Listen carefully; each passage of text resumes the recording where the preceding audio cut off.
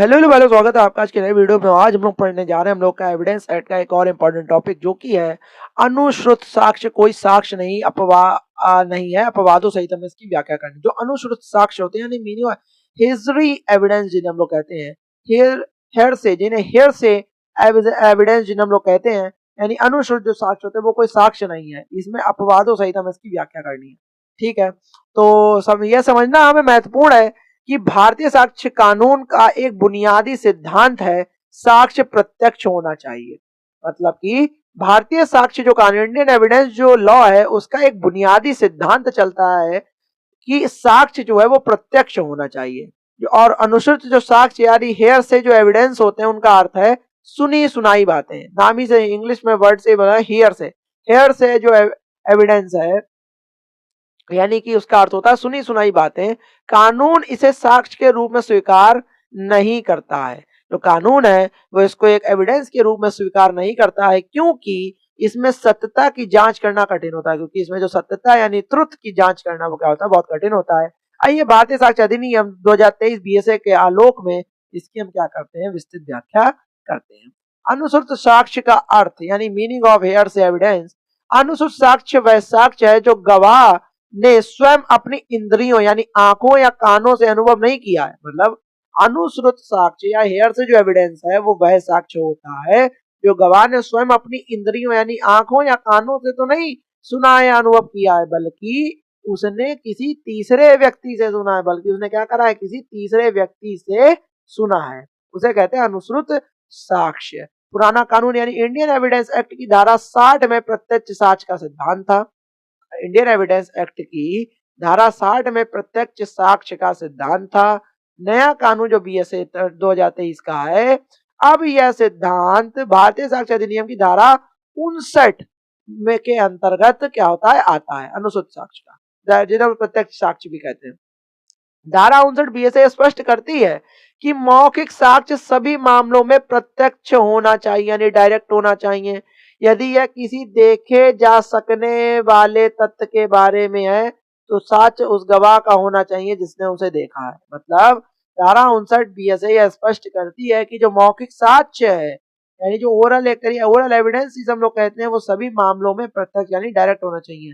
और यदि यह किसी देखे जा सकने वाले तथ्य के बारे में यानी जिसे हम लोग देख सकते हैं, वो उस फैक्ट से रिलेटेड है, तो जो साक्ष्य होगा वो उस गवाह का होना चाहिए जिसने उसे देखा है। वो एविडेंस भी उसी गवाह का होना चाहिए जिसने उसे देखा है। समझ में आया? अनुश्रुत साक्ष्य को क्यों वर्जित किया? जो अनुश्रुत साक्ष्य है उसको क्यों वर्जित किया गया है? अनुश्रुत साक्ष्य को साक्ष्य न मानने के पीछे 3 मुख्य कारण है। एक होता है जिम्मेदारी का अभाव। जो व्यक्ति मूल रूप से बात कह रहा है या बता रहा है, जो व्यक्ति मूल रूप से बात कह रहा है वह न्यायालय में शपथ पर नहीं होता है। मतलब की जिम्मेदारी का मतलब तो कोई तीसरा व्यक्ति है, वो कोई न्यायालय की शपथ पे नहीं है। जो व्यक्ति मूल बात से यानी मूल रूप से बात कह रहा है वह न्यायालय में शपथ पर नहीं होता है। प्रतिपरीक्षा यानी क्रॉस एग्जामिनेशन का अभाव रहता है इसमें। विपक्षी दल उस व्यक्ति से सवाल नहीं पूछ सकता जिसने वास्तव में घटना देखी थी, और विपक्षी दल जो होता है वो उससे सवाल जवाब नहीं कर सकता जिसने वास्तव में घटना देखी थी। त्रुटि की संभावना रहती है। बात जितनी बार एक व्यक्ति से दूसरे व्यक्ति तक जाती है, मतलब जो बात है वो जितनी बार एक व्यक्ति से दूसरे व्यक्ति पर तक जाती है, उसमें मिलावट या परिवर्तन की संभावना बहुत बढ़ जाती है। मतलब हम तुमसे कुछ बोल रहे हैं तो हम अपने हिसाब से बोलेंगे, तुम किसी और को कुछ मेरी बात बताओगे, वो अपने हिसाब से बताओगे, तो हिसाब जितना बार बताओगे जाओगे तो बात बदलती चली जाएगी, तो उसमें मिलावट या परिवर्तन होने की संभावना क्या होती है, बढ़ जाती है। अनुश्रुत साक्ष्य में हेयर से एविडेंस जिन्हें हम कहते हैं। अनुश्रुत साक्ष्य के अपवाद यानी एक्सेप्शंस टू हेयर से एविडेंस। कानून में कुछ ऐसी परिस्थितियां हैं जहां सुनी सुनाई बात को साक्ष्य माना जाता है। कानून में ऐसी कुछ परिस्थितियां हैं जहां पे सुनी सुनाई बात को साक्ष्य माना जाता है, जिसे हम लोग बीएसए 2023 के तहत ये मुख्य अपवाद है। कौन से? एक होता है रेस जेस्टे। एक ही समव्यवहार के भाग, जिसे हम लोग कहते हैं धारा 4 बीएसए यानी पुराना सेक्शन 6 इंडियन एविडेंस एक्ट में, यदि कोई कथन घटना के समय या ठीक बाद इस तरह कहा गया कि वह घटना का ही हिस्सा बन गया तो वह स्वीकार है। यानी रेस जेस्टे यानी एक ही समव्यवहार के भाग यानी जो पहले अभी धारा 4 में है, पहले धारा 6 में था। उसका मतलब यह है यदि कोई कथन है, स्टेटमेंट है, घटना के समय दे दिया गया या उससे ठीक बाद वो इस तरह कहा गया है कि वह घटना का ही हिस्सा बन गया है, मतलब उसे कहा गया वो घटना का ही एक तरीके से हिस्सा बन गया, तो वह क्या होगा, स्वीकार होगा, एक्सेप्टेबल होगा। उदाहरण के रूप में जरूर देखो भाई, उदाहरण बहुत जरूरी होता है। दुर्घटना के समय चिल्लाना, देखो वह नीली कार टक्कर मारकर भाग रही है, मतलब दुर्घटना हुई और तुम उस समय चिल्ला पड़े, देखो वह नीली कार टक्कर मार के भाग रही है, भले ही गवाह ने टक्कर ना देखी हो, भले जो गवाह है उसने टक्कर ना देखी हो, लेकिन मौके पर सुनी गई बात, यह बात साक्ष्य होगी। लेकिन मौके पर जो सुनी गई यह बात है वो क्या होगी, साक्ष्य होगी। मृत्यु कालिक कथन यानी डाइंग डिक्लेरेशन देख लो, यानी कि धारा 26(1) के अंतर्गत जो आता है, और पुराने सेक्शन 32(1) के अंतर्गत आता था पहले। जब कोई व्यक्ति अपनी मृत्यु के कारणों के बारे में बयान देता है, कि जब कोई व्यक्ति अपनी मृत्यु के कारणों के बारे में बयान देता है तो वह सबसे प्रबल अपवाद है, तो वह क्या है, सबसे प्रबल अपवाद है। कानून मानता है कि मरता हुआ व्यक्ति कभी झूठ नहीं बोलता, इसका केस लॉ भी है। पकाला नारायण, पकला पकाला है यार, पकला ही होगा, पकला नारायण स्वामी वर्सेस एम्परर, इसमें मृत्युकालिक कथन के सिद्धांतों को प्रतिपादित किया गया था।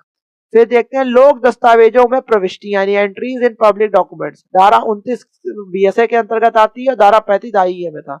सरकारी रिकॉर्ड, रजिस्टर या गजट में दर्ज बातें भी अपवाद में ही आती है, मतलब ये अनुसूचित साक्ष्य में देखे जाते हैं, क्योंकि वे लोक सेवक द्वारा अपने कर्तव्य के पालन में लिखी जाती है, क्योंकि जो लोक सेवक होंगे, पब्लिक सर्वेंट है, उनके द्वारा अपने कर्तव्य के पालन में ही लिखी जाती है, जो भी रजिस्टर मेंटेन होता है, गजट मेंटेन होता है, रिकॉर्ड मेंटेन होते हैं सरकारी।